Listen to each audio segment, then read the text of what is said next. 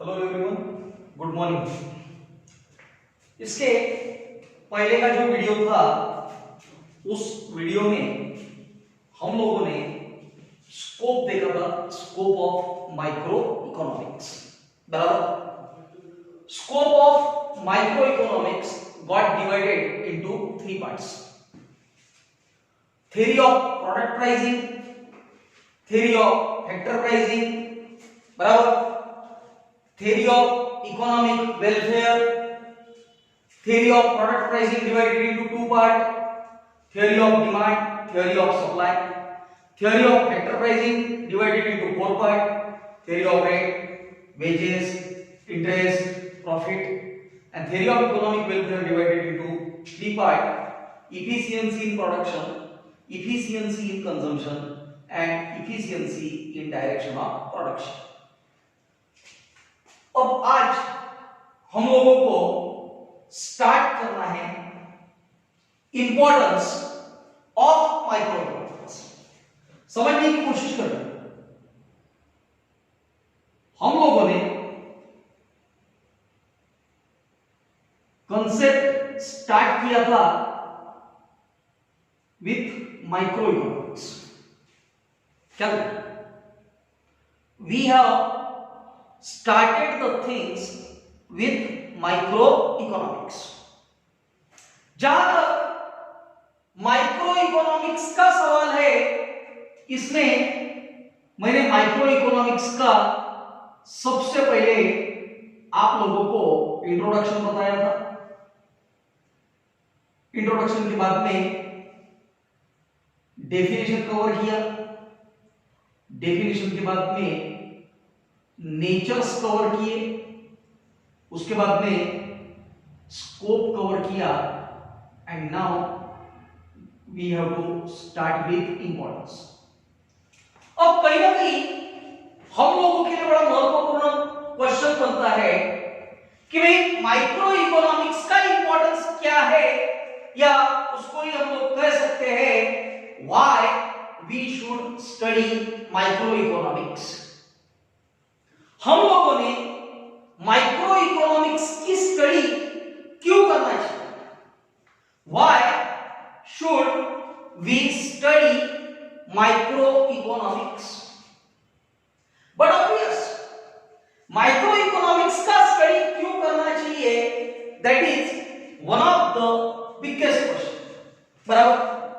अब कहीं ना कहीं हम लोगों के दिमाग में क्वेश्चन आएगा कि यार माइक्रो इकोनॉमिक्स एक ऐसा साइंस है जो सिर्फ और सिर्फ इंडिविजुअल की स्टडी करता है। बड़ा ऑब्वियस, सही बात। माइक्रो इकोनॉमिक्स एक ऐसा साइंस है जो इंडिविजुअल की स्टडी करता है, हाउसहोल्ड की स्टडी करता है, पर्टिकुलर फर्म की स्टडी करता है। बराबर। अब इसका इंपॉर्टेंस अगर देखा जाए तो ऑन एन एवरेज मैंने यहाँ पे इसके लिए 7 पॉइंट्स मेंशन किए हुए हैं। क्या है ना, एग्जाम पॉइंट ऑफ व्यू बड़ा इंपॉर्टेंट है।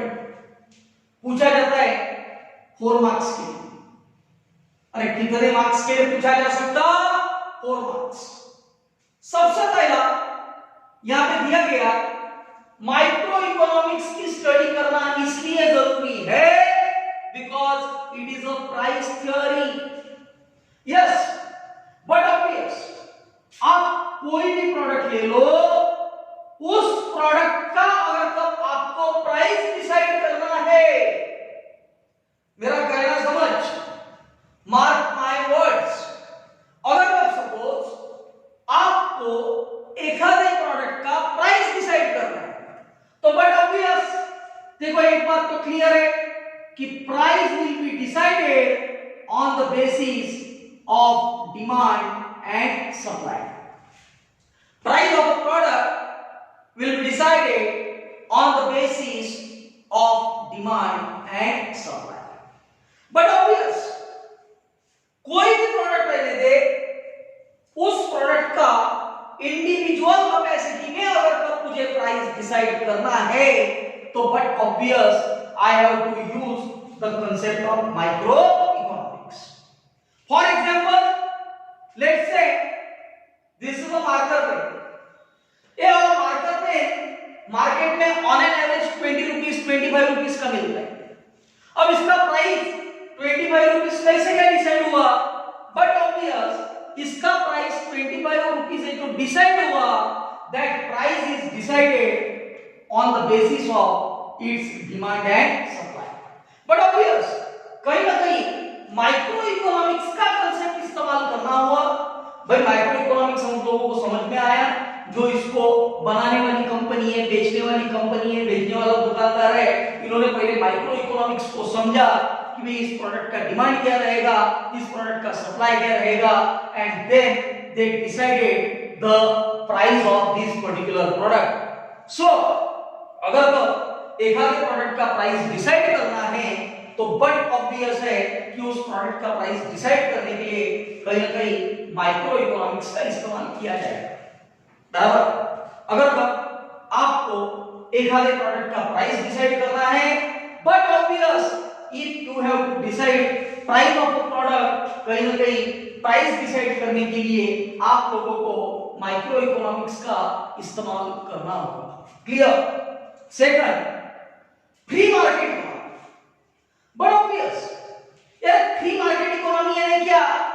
फ्री मार्केट इकोनॉमी यानी मुक्त अर्थव्यवस्था, यानी ऐसा इकोनॉमी जिस इकोनॉमी में हर एक इंडिविजुअल के पास में राइट है, हर एक इंडिविजुअल के पास में अपना अधिकार है what to produce, how to produce, what to produce, how to produce, for whom to produce, बराबर। या ऐसे जितने भी WH टाइप क्वेश्चन है, what should be the price of the product, in which market the product should be marketed, बराबर। ये सभी questions के आंसर हम लोगों को मिलेंगे with the help of the concept of free market economy।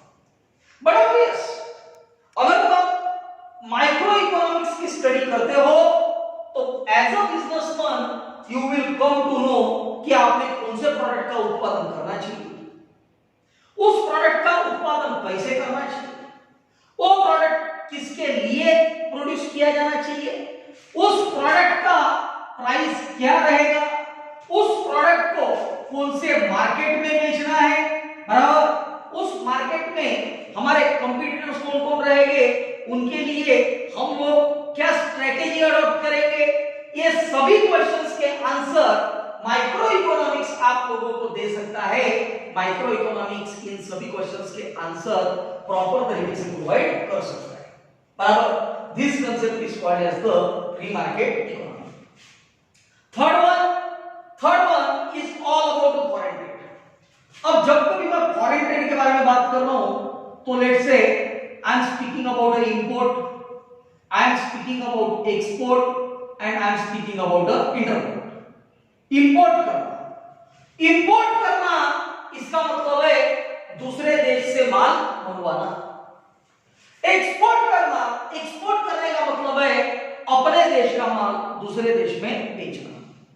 Interport करना इसका मतलब है रॉ मटेरियल किसी और देश से खरीदना, उस प्रोडक्ट को प्रोसेस अपने देश में करना और उसको बेचते समय और कोई तो भी थर्ड कंट्री में बेचा जाना चाहिए, that is called as the entrepot. Clear? अब फॉरेन ट्रेड अगर तो आपको करना है तो बट ऑब्वियस फॉरेन ट्रेड के लिए माइक्रो इकोनॉमिक्स बहुत जरूरी है, because unless and until you don't understand the concept of micro economics, आपको इंपोर्ट, एक्सपोर्ट एंड इंटरपोर्ट ये बातें करते आएगी नहीं, बराबर। कोई भी अर्थव्यवस्था रहने दो, उस अर्थव्यवस्था के लिए फॉरेन ट्रेड का अपना एक महत्व है, बिकॉज फॉरेन ट्रेड के ऊपर अपने देश की अर्थव्यवस्था डिपेंड करती है। सो कहीं ना कहीं आपको अगर इंपोर्ट समझना है, एक्सपोर्ट समझना है, इंटरपोर्ट समझना है तो उसके लिए आपको फॉरेन ट्रेड पता होना चाहिए। Economic model building, but obvious economic model building एक मॉडल तैयार, मेरा कहना बराबर समझना, मैं क्या कह रहा हूं। अगर तो सपोज आपको एक मॉडल तैयार कि अल्टीमेट कंज्यूमर तक पहुंचना है, चाहे फिर वो गवर्नमेंट कंपनी हो चाहे वो प्राइवेट कंपनी हो, उनके लिए अल्टीमेट बात एक ही रहती है that they have to sell their product to ultimate consumer. बराबर, कस्टमर को माल बेचेंगे एंड माल किसके पास में जाना चाहिए? कंज्यूमर। बराबर। अब कहीं ना कहीं कंज्यूमर तक माल पहुंचना चाहिए, उसके लिए माइक्रो इकोनॉमिक्स का इस्तेमाल करना जरूरी है। एक सिंपल एग्जांपल दे दो।